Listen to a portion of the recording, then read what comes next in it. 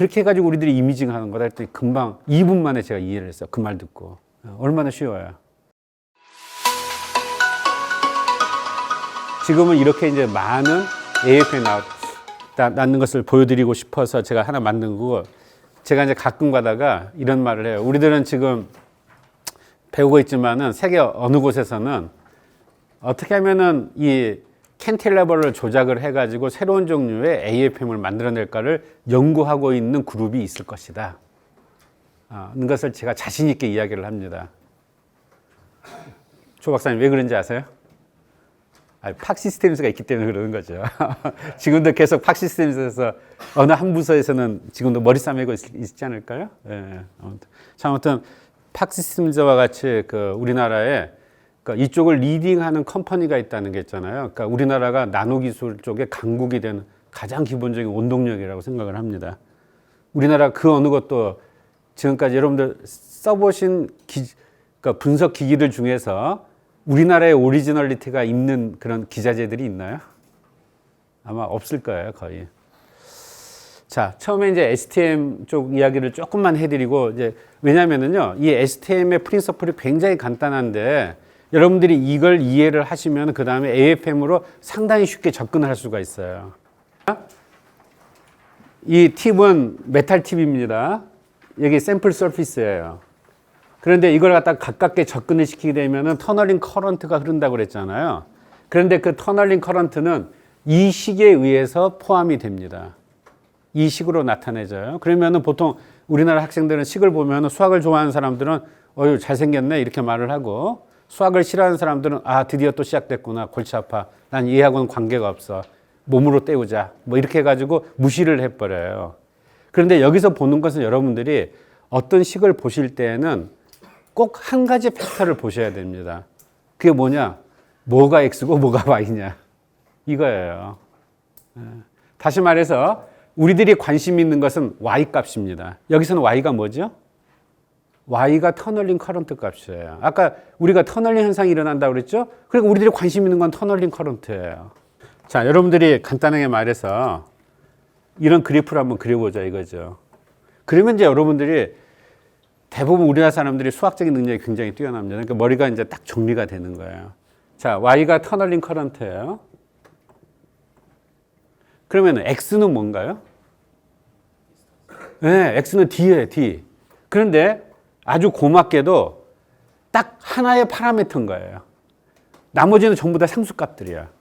그러니까 이 사이의 터널링 커런트는 이 사이의 D의 이제 D 값이 중요한 겁니다. 이 C와 샘플 사이의 거리가. 그래서 여기서 이제 어떻게 하냐면은 간단히 이렇게 하는 거예요. 이렇게 만들어 놓고 터널링 커런트 값이 1나노 암페어가 되게 고정을 해라 이렇게 명령을 내리는 겁니다. 그러면은 아까 제가 뭐라고 말씀드리냐면 이걸 명령을 갖다가 TV에 어떻게 수행하냐면은 이 피드백 서킷을 통해 가지고 수행을 할 수가 있어요. 지금 여러분들이 피드백 서킷이 무엇인지는 좀 남겨두세요. 그냥. 자, 피드백 서킷을 통해서 수행할 수가 있습니다. 그러니까 지금은 여러분들한테 매직 박스가 될 텐데 나중에는 간단하게 조금 이해가 할 수 있을 거예요. 그럼 1나노 암페어를 고정을 시키라고 하면은 시로의 처음 디스턴스가 픽스가 되는 겁니다. 어떻게 아시겠어요? 그 다음에 이것을 살짝 옆으로 이동하면은 터널링 커런트 값에 변동이 있을까요? 없을까요?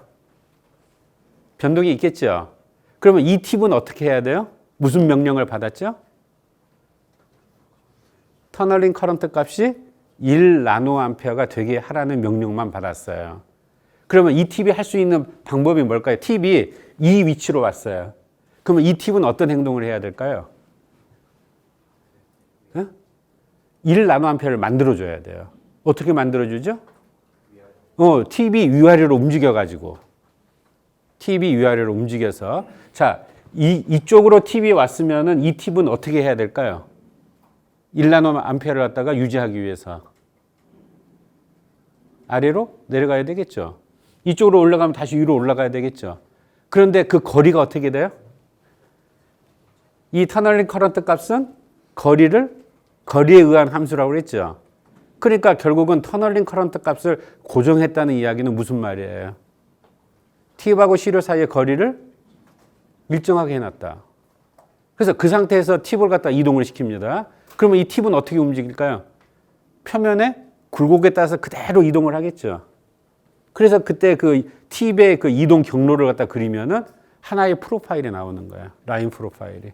그리고 그것을 갖다가 이번에는 이제 X축으로 그렇게 데이터를 구하고 이번에는 Y축으로 움직이게 되면은 투 디멘셔널한 프로파일이 나오는데 그때 나오는 것은 뭐냐면은 Z축 방향의 베리에이션이에요. 그렇죠? 그래서 우리들이 이미징을 하는 거야. 3차원 이미지를. 자, 얼마나 간단한가요? 너무 쉽잖아요? 이게 노벨상을 받은 거예요, 이게.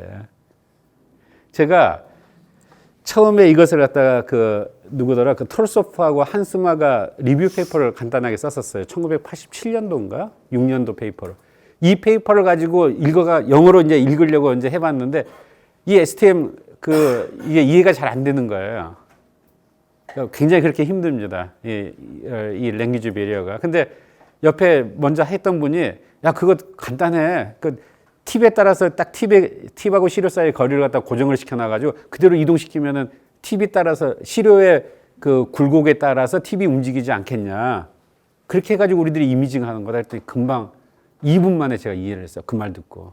어때? 여러분들 STM 원리를 이해를 하셨나요? 얼마나 쉬워요. 근데 우리들이 이것을 책으로 읽으면 굉장히 힘들어집니다. 자, 그래서 여기서 이제 여러 가지 이제 방법이 나오죠. 제가 아까 이제 그 이야기를 해드렸습니다. 여러분들한테 아까 그 광학현미경은 생물학의 발전을 가져오게 되고 그 다음에 전자현미경을 통해 가지고 새로운 종류의 산업군이 일어나게 됐다. 그럼 우리 STM이나 이제 AFM 어떻느냐 이거예요. 자, 이게 이제 대표적으로 1931년에 러스카라고 하는 아까 보여드렸던 물리학과 교수님이 템을 만든 다음에 곧바로 바이올로지 샘플로 찍었어요. 그래서 1934년에 담배 모자이크 쪽에서 병을 일으키는 바이러스균을 찾아냈습니다. 이거 템 가지고.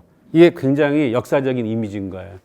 그래서 이제 이게 프로테인의 껍질이고요. 이 사이에 DNA 꼬리가 이렇게 나와 있다 하는 것을 찍어가지고 드디어 인간이 바이러스라고 하는 존재를 알아내게 된 그런 내용입니다. 자, STM은 어땠을까요? 81년에 첫 데이터를 얻은 다음에 이게 1987년에 일본에서 찍은 UHB STM 사진인데요. 실리콘 서피스예요. 그러니까 드디어 이제 인간이 이걸 통해 가지고 그러니까 실리콘 서피스에서 어떤 식으로 원자들이 안정화를 시키고 있다 하는 것을 갖다가 알아내게 된 거예요. 그러니까 아마 제 생각으로는 이러한 굉장히 기초적인 사실. 그래서 이제 우리들이 이렇게 이미지를 보게 되면은 여기서 이제 어떤 식으로 이걸 해석을 해야 되느냐 하는 게 굉장히 중요해지는 거예요. 그래서 여러분들이 실질적으로는 지금 이 시간에는 오퍼레이션을 갖다가 배울 겁니다. 오후에. 하지만 여러분들이 생각할 것은 이게 어떠한 과학적인 의미가 있는 거냐. 자, 간단히 이야기해서 스캐닝 터널링 마이크로스코피는 터널링 커런트를 갖다 우리들이 가지고 매저를 하는 거예요. 그러니까 이미징을 하는 거예요. 그러니까 여기에서 보이는 컨트레스트는 어둡고 밝고 하는 이 컨트레스트는 이 커런트하고 관련이 있는 거고 커런트는 일렉트론의 흐름이거든요. 그러니까 결국은 이것이 가지고 있는 그러니까 의미는 뭐냐면은 시료에 대한 일렉트론 덴서티를 우리들이 알아낼 수가 있습니다. 근데 그 일렉트론 덴서티가 팁하고 시료 사이에 전압을 걸어주기 때문에 파셜 일렉트론 덴서티에 대한 인포메이션을 우리들이 얻는다 이렇게 생각하시면 될 거예요. 아무튼 이걸 통해 가지고 가장 간단하게 유니셀이 무엇이냐 하는 걸 찾아내 가지고 이게 유니셀이라는 걸 알아내고 이게 마름 목골을 가지고 있죠. 그래서 이 길이가 34앵스트롬. 그러니까 여러분들이 꼭 명심할 것은 현미경의 가장 강점은 뭐냐면은 스케일을 측정할 수가 있다. 그러니까 여러분들이 이걸 보실 때 이제 뭘 보셔야 되냐면은 이 길이가 어떻게 되느냐. 스케일을 갖다 꼭 보셔야 됩니다. 이게 200나노미터예요. 여기서부터까지가. 여기서부터까지 200나노고. 그래서 여기서부터까지 스케일이 34앵스트롬인 거예요. 그러면 이제 이때 이것만 가지고는 부족하고, 그러니까 엑스레이 디프렉션 패턴으로부터 얻어지는 정보를 통해서 결정의 격자 상수를 알아내고, 그러면 거기에 이제 레티스 간의 거리를 갖다 우리가 알 수가 있거든요. 34앵스트롬이면은 실리콘 애톰이 7개가 배열이 되는 그런 겁니다. 그래서 7x7 리컨스트럭션이라고 하는 모델을 찾아냈어요. 여기서 다시 말해서 위에 있는 에드애톰, 실리콘의 에드애톰 7개 곱하기 7개, 49개가 한꺼번에 리컨스트럭션이 일어나가지고 실리콘 서피스에 그 서피스 포텐셜을 낮춰주는구나 하는 걸 알아냈어요. 이게 나중에 이제 그 반도체에서 실리콘을 가지고 에칭 프로세스 같은 거 연구할 때 굉장히 많이 도움이 됐을 겁니다. 상당히 그러니까 역사적인 그러니까 이미지라고 할 수가 있습니다. 뭐 이건 제가 이제 유기담분자 측정한 거인데 제가 여러분들한테 그 보여드리겠다고 그랬었죠. 그 원자를 보여드리겠다고 제가 이야기했는데, 그러니까 여러분들에게 보시게 되면은 같은 시료를 찍었는데 팁하고 그 시료 사이의 바이어스에 따라서 원자 나오는 이미지가 달라요. 똑같은 걸 찍었는데. 그래서 제가 이거 찍고 제가 굉장히 황당했습니다. 도대체 이것이 의미하는 바가 뭐냐 해가지고 이제 한참 고민하다가 제가 찾아낸 게 뭐였냐면은 결국은 이 사이에 지금 이제 약간 이게 확대가 돼서 잘 안 보이는데요. 오리지널 사진은 굉장히 클리어하게 보이는데 하나가 9개의 다트로 구성이 되어 있습니다. 9개의 다트로. 근데 이제 이 부분이 이 아까 제가 보여드렸던 요걸 이미징을 한 건데 이 분자를 16배까지 알킬 체인의 길이가 있고 그 다음에 여기서 18개의 카본 애톰으로 이게 구성이 되어 있거든요. 그래서 이제 이 카본 애톰의 어레이가 어떻게 되는 게 가장 그러니까 낮은 에너지 구성이냐면은 이런 식으로 지그재그로 이렇게 구성이 되는 게 가장 낮은 에너지를 가지고 있다는 걸 알아냈어요. 그러니까 다시 말해서 9개의 원자를 갖다 우리들이 본 것은 윗부분에 나와 있는 이 9개를 본 겁니다. 팁에 가장 가까운 부분에 컨트라스트가 커지니까. 그래서 여러분들이 여기서 간단히 보시는 이 탄소 원자를 갖다 여러분들이 보고 계시는 거예요. 이게 이 다트 하나하나들이 탄소 원자를 갖다가 나타내고 있습니다. 별거 아니죠. 그렇지만 이제 그걸 어떻게 검증을 하느냐. 이 다트와 다트 사이의 거리를 갖다가 측정을 해봐요. 아까 제가 말씀을 드린 것처럼 원자 현미경, 그러니까 어떠한 현미경이든지 가장 강력한 그러니까 이 무기는 스케일에 있습니다. 그래서 그 스케일을 조사를 해봐가지고 이 사이의 거리가 2.54 앵스트롬이라는 걸 알아내고 2.54 앵스트롬은 이 카본이 sp3 스트럭처를 가지고 있을 때 뭐 이제 이렇게 지그재그 폼으로 됐을 때 그 얼터너티브하게 카본의 포지션 간의 거리가 2.54 앵스트롬하고 똑같아요. 근데 그게 어느 정도의 정확도를 가지고 제가 이걸 검사를 했냐면은 그러니까 2.52 앵스트롬 플러스 마이너스 0.2 앵스트롬입니다. 데이터를 쭉 제가 분석을 해보니까 이제 그래서 이제 이걸 가지고 이제 사실은 그 어떤 표준화에 대한 개념을 생각해. 이게 정밀도인 거예요. STM의 정밀도. 0.2 앵스트롬을 분리할 수 있다는 게.